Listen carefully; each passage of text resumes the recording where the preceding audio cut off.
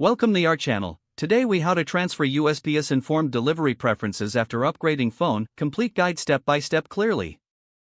To transfer your USPS Informed Delivery preferences after upgrading your phone, start by locating your new device. Ensure your new phone is set up and connected to Wi-Fi for a smooth transition. Next, download the USPS mobile app from the App Store or Google Play.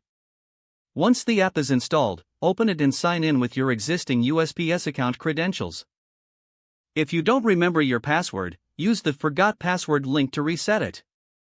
After logging in, navigate to the menu and select Informed Delivery. Here, you will see your current preferences and settings. Take note of your preferences, as you will need to replicate them.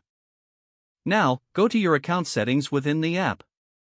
Look for the Preferences or Edit Preferences option, which allows you to customize your delivery notifications. Update any settings as necessary to match your previous preferences. After making your changes, ensure you save the preferences. To confirm the changes, check your Informed Delivery dashboard for accuracy. If any issues arise, consider reinstalling the app or checking for updates. Once everything is set, you're ready to continue enjoying Informed Delivery on your new device. If the page does not load, refresh the browser or try again in a private or incognito window. Make sure you are using the correct email address, then retype it carefully to avoid small typos. If your password is not accepted, use the reset option and create a new strong password you can remember. Check your spam folder for verification or security emails, then complete any requested confirmation steps. Enable two-factor authentication if available to improve account security and reduce unauthorized access risk. After signing in, review your profile details so your contact information and settings are accurate and current.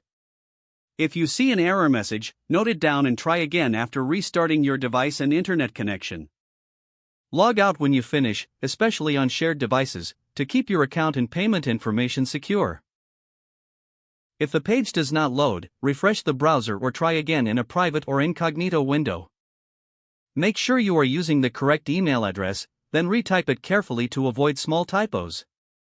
If your password is not accepted, use the reset option and create a new strong password you can remember.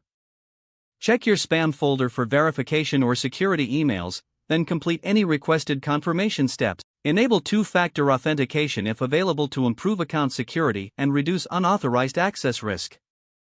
After signing in, review your profile details so your contact information and settings are accurate and current.